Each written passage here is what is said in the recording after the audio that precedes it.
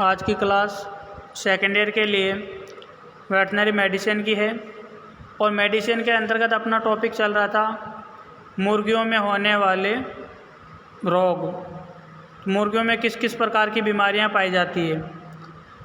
तो मुर्गियों में होने वाली वायरल डिजीज रानीखेत के बारे में अपन ने पढ़ लिया था और आज अपन दूसरी वायरल डिजीज के बारे में पढ़ेंगे जिसका नाम है मैरेक्स डिजीज।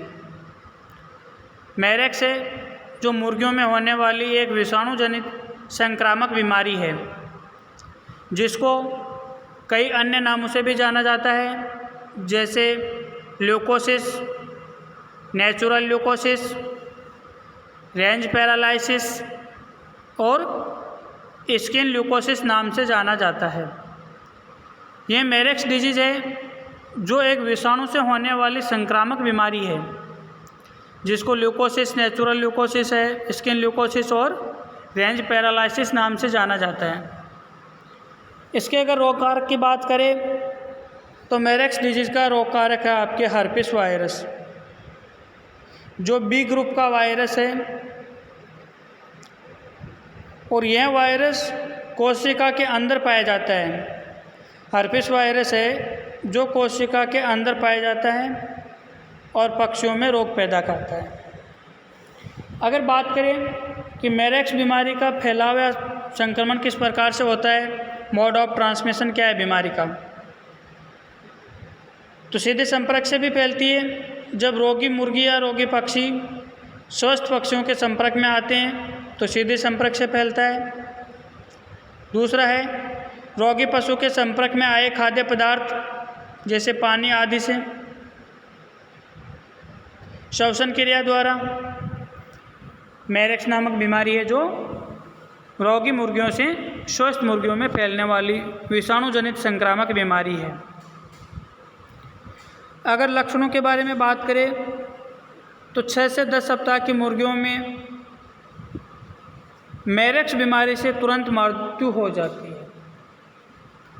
6 से 10 सप्ताह की मुर्गियों के अगर मैरेक्स नामक रोग हो जाता है तो उन मुर्गियों की तुरंत मृत्यु हो जाती है और उसके पंखों व पैरों का पैरालाइसिस हो जाता है, जिसके कारण पक्षी दाने व पानी पीने के बर्तनों तक नहीं चल पाता है। जो भी पक्षी का दाना होता है उस दाने के बर्तन और पानी के बर्तनों तक भी नहीं पहुंच पाता है। पैर व पंख एक तरफ खिंच जाते हैं जिसे स्प्लिट लेग कहते हैं। ये लक्षण कई बार पूछा जाता है एग्जाम में भाई कि किस बीमारी में पक्षियों के पैर व पंख एक तरफ खिंच जाते हैं जिसे स्प्लिट लेग भी कहते हैं। तो मैरेक्स नामक बीमारी में पक्षियों के पैर व पंख एक तरफ खिंच जाते हैं जिसे स्प्लिट लेग कहते हैं और पक्षी के हरे सफ़ेद दस्त हो जाते हैं। आंतरिक अंगों पर छोटी छोटी गोलाकार गांठों का निर्माण हो जाता है। त्वचा पर झुर्रियाँ पड़कर पक्षी की मृत्यु हो जाती है। ये सभी लक्षण हैं जो पक्षियों में दिखाई देते हैं मैरेक्स नामक बीमारी के दौरान। अब अपन बात करते हैं ट्रीटमेंट या उपचार के बारे में। तो इसका कोई प्रभावी इलाज नहीं है, रोकथामी उपचार है। पक्षियों में जो भी बीमारी होती है उस बीमारी का कोई इलाज नहीं होता है। उनको सपोर्टिव ट्रीटमेंट दिया जाता है लेकिन उससे भी उनकी बचने की संभावनाएँ वो बहुत कम होती है। तो इनका वैक्सीनेशन ही बचाव है, तो इसलिए पोल्ट्री को समय समय पर उचित वैक्सीनेशन करवाना चाहिए। अगर मैरेक्स डिजीज़ की वैक्सीनेशन की बात करें अपन तो मैरेक्स डिजीज़ की जो वैक्सीन होती है उसकी सबसे ख़ास बात ये है कि मैरेक्स की वैक्सीन 1 दिन के चूजे में भी लगाई जा सकती है। इसकी डोज और लगाने का मार्ग क्या है कि मैरेक्स डिजीज़ वैक्सीन है जो लिविंग LNTFE 1 to 6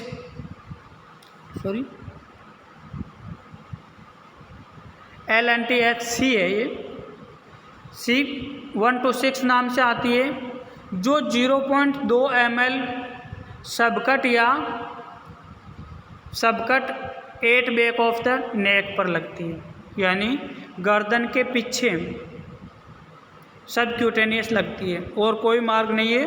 मैरेक्स डिजीज़ की जो वैक्सीन होती है उस वैक्सीन का डोज है आपके 0.2 ml, और रूट की बात करें तो गर्दन के पिछले भाग में सबकट लगती है।